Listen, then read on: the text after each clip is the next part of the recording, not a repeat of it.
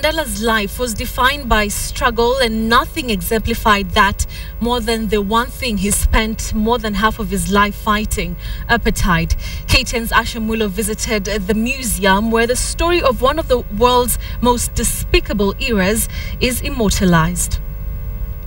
While the country has the world's attention during this trying time, does the world really understand how apartheid was for South Africans? Take a tour of these dark times with me at the Apartheid Museum. The basic principle behind apartheid was single: segregation, to keep the white people divided from the black people and to maintain it that way. Here at the Apartheid Museum in Johannesburg, they want to give you that experience. How did it feel like to be a black person back then? How did it feel like to be a white person during the apartheid period? My ticket says that I'm going to the non-whites, meaning black people would be allowed to that segment, but the other segment, no go zone.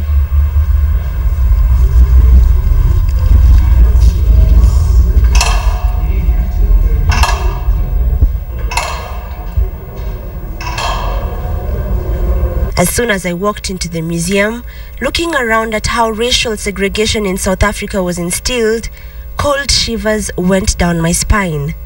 The deeper I went into memory lane, the more emotional I became.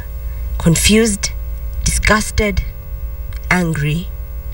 And then I got to this excerpt quoted from a debate in the House of Assembly in the year 1950, and it reads, "The white man is the master in South Africa, and the white man, from the very nature of his origins, from the very nature of his birth, and from the very nature of his guardianship, will remain master in South Africa to the end." It's an annoying experience to imagine that anything like that could have been done to humanity.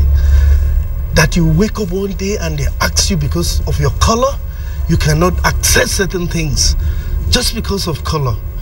It's really appalling. It's degrading. I couldn't imagine that some people actually face that thing. One, I feel sad that it really happened.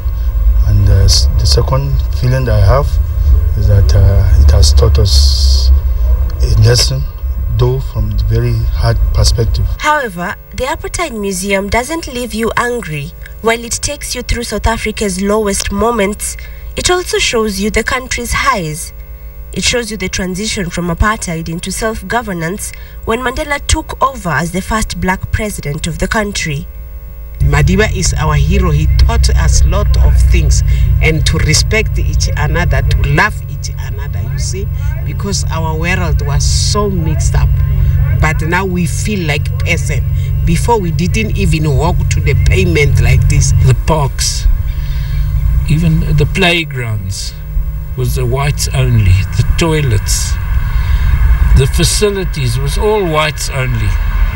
I remember the Africans being obliged to take the what they called in those days the Patco buses to work, which I think were government owned. After touring this museum, a lot of foreigners say they now better understand what Mandela really means to the South African people and why he is idolized across the continent. Asha Mulo, KTN, Johannesburg.